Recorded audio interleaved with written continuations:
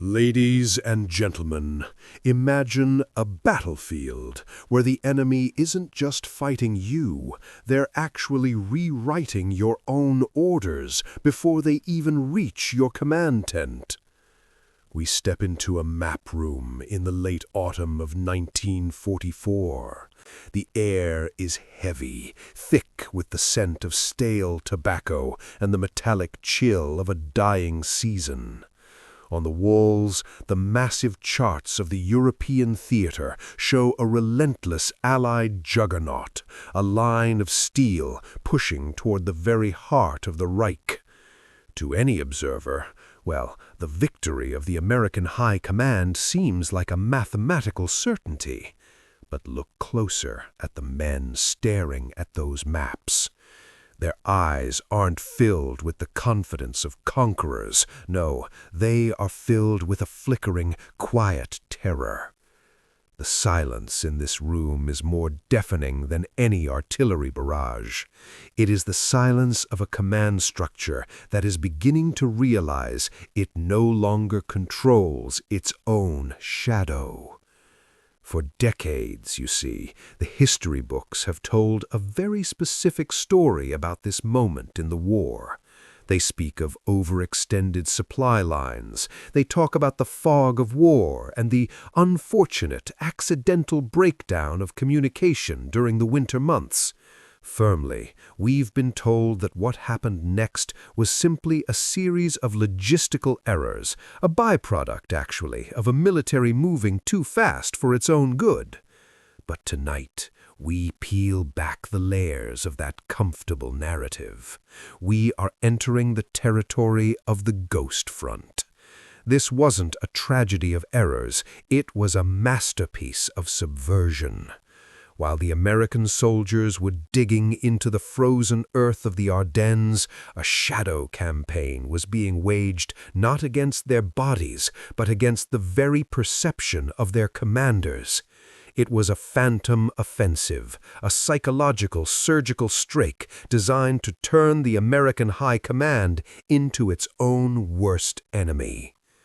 What if I told you that the orders being signed by generals were based on intelligence that had been meticulously crafted by the enemy weeks in advance? What if the missing fuel and the misplaced reinforcements weren't accidents of bureaucracy, but the intended results of a deep cover operation that nearly toppled the entire Allied advance?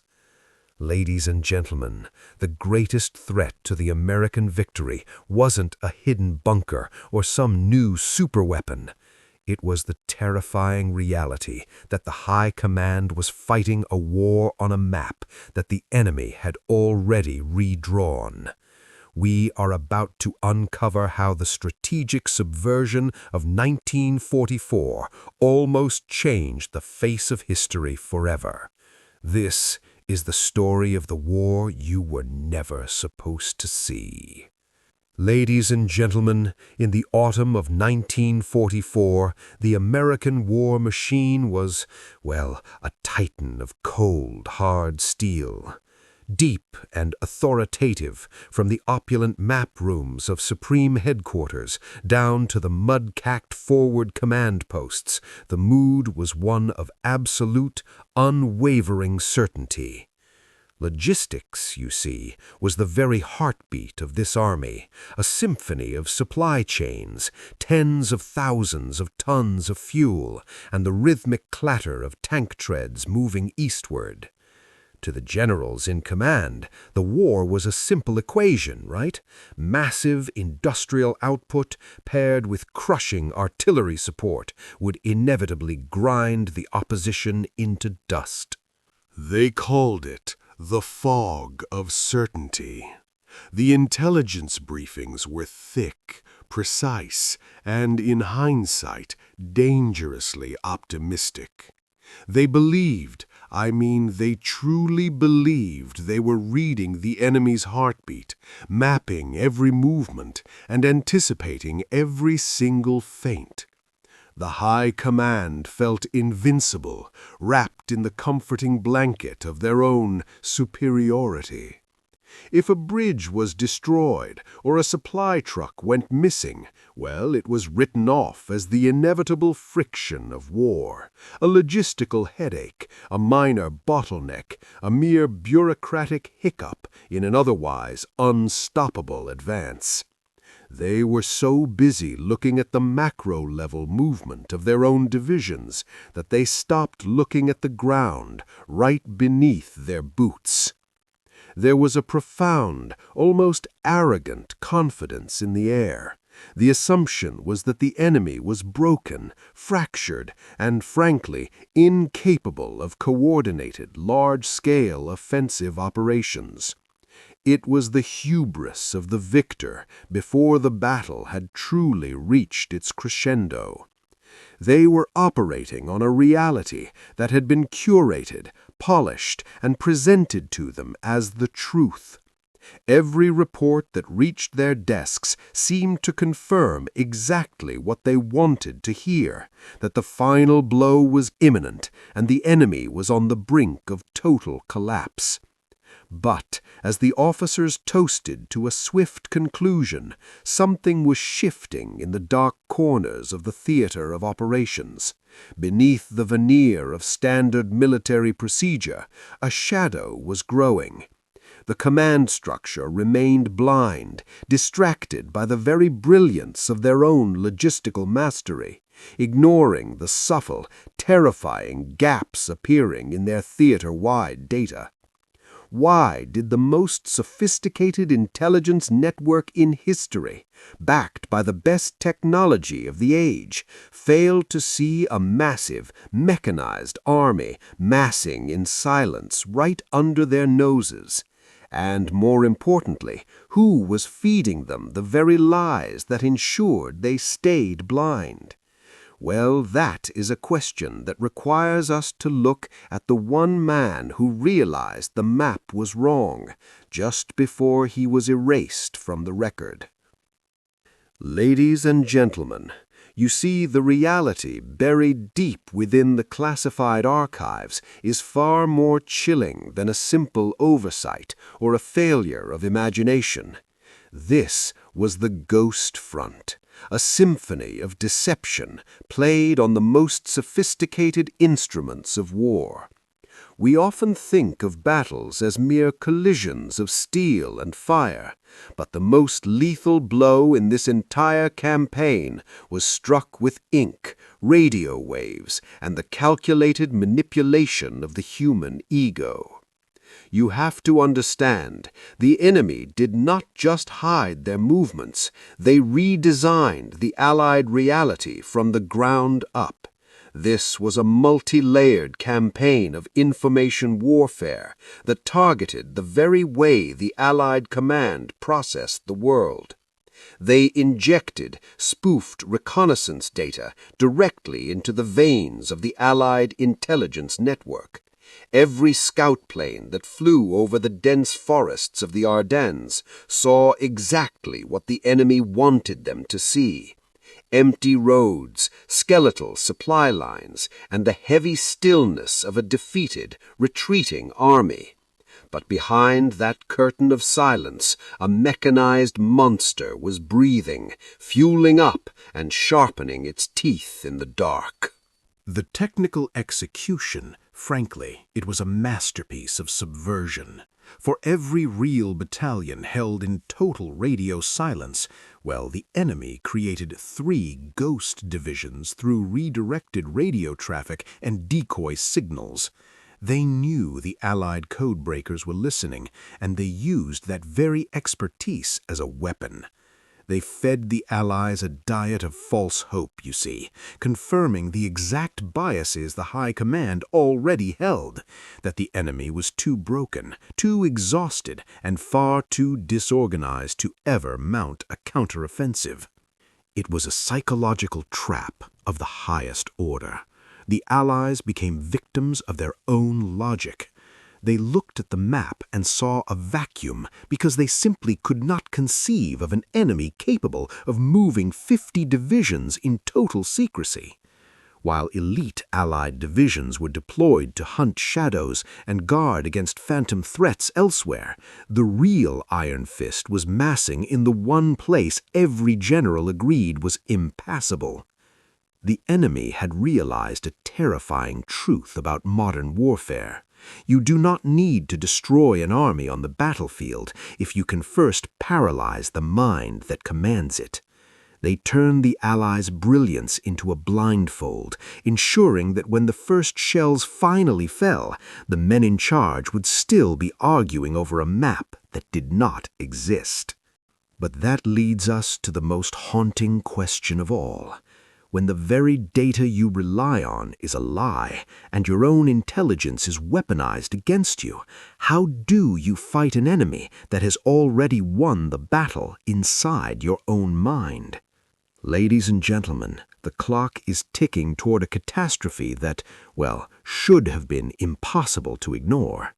It is exactly 04:12 in the morning when the first tremors reach the command center. Field reports are coming in, raw, jagged, and frankly terrifying.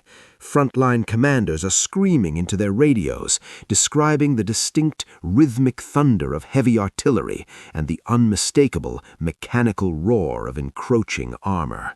To the men in the mud, you see, the reality is screaming at them. They are being overrun. But back at the high command, the situation is eerily, deathly quiet. The brass sits illuminated by the sterile blue glow of digital projection maps that have been masterfully, diabolically compromised. Incredulously, according to the data feeds, right, the front line is calm. The sector where the enemy is currently tearing through the defensive line is labeled secure. The reports of contact are treated not as incoming intelligence, but as hallucinations born of fatigue. The disconnect is total. It is a surreal, nightmarish paradox where the ground is literally shifting beneath the soldiers, yet on the screens of those who decide their fate, the world remains perfectly, deceptively still. You can feel the tension in the room, the sheer, suffocating weight of it. An empathetic young intelligence officer, eyes wide with the realization of the discrepancy, tries to push a report forward, but he is dismissed with a mere wave of a hand. The commanding officers are so deeply invested in the integrity of their own systems, so conditioned to believe that their strategic superiority makes them untouchable, that they interpret the chaos on the front as a mere communication glitch. Elite divisions are held back in reserve, waiting for orders to mobilize, while the actual battle is lost only miles away.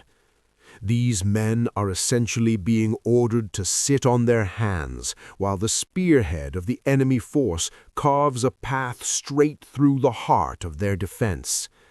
The map and the ground are two different worlds.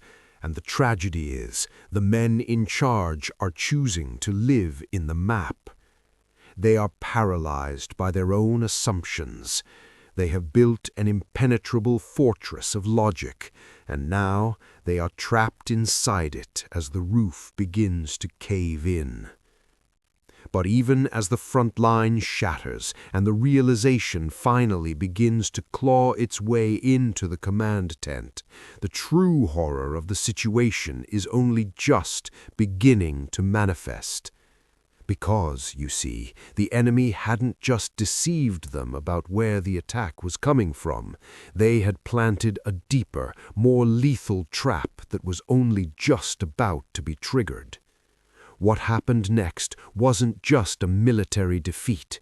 It was a masterclass in psychological manipulation that would change the rules of warfare forever.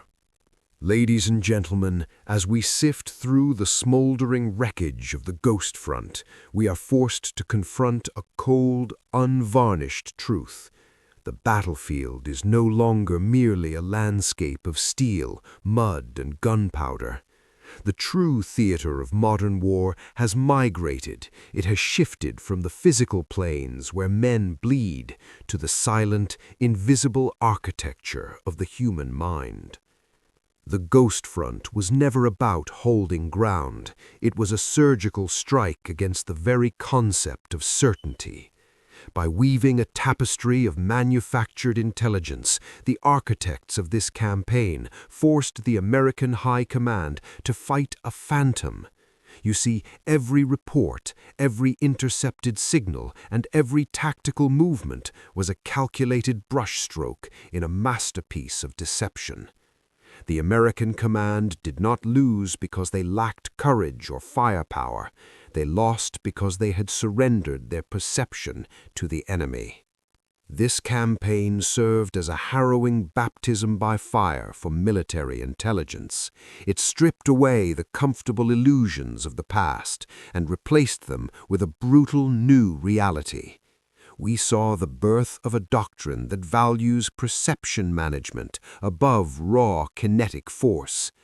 In this new age, the most lethal weapon in the commander's arsenal is not the cruise missile or the long-range artillery. It is the ability to dictate the enemy's own reality. When you control the information, you control the victory long before a single shot is fired. The legacy of the Ghost Front echoes through every command center in the world today. It forced a total evolution in how we process conflict, turning intelligence gathering into a defensive screen against the ever-present threat of cognitive subversion. We learned the hard way, right, that the sovereign mind is the final, most contested front of any war. Ladies and gentlemen, if you have found this descent into the shadows of tactical history as compelling as I have, I invite you to join our command staff. By subscribing, you ensure that you don't miss our next deep dive into the hidden maneuvers and strategic masterstrokes that have defined the course of human conflict. Ladies and gentlemen, I leave you with this. In a world where truth is the first casualty of war, which side of the information divide will you be on? Drop a comment below. Does the mastery of information define the modern general, or is there still a place for the brute force of history's greatest battles? Until next time.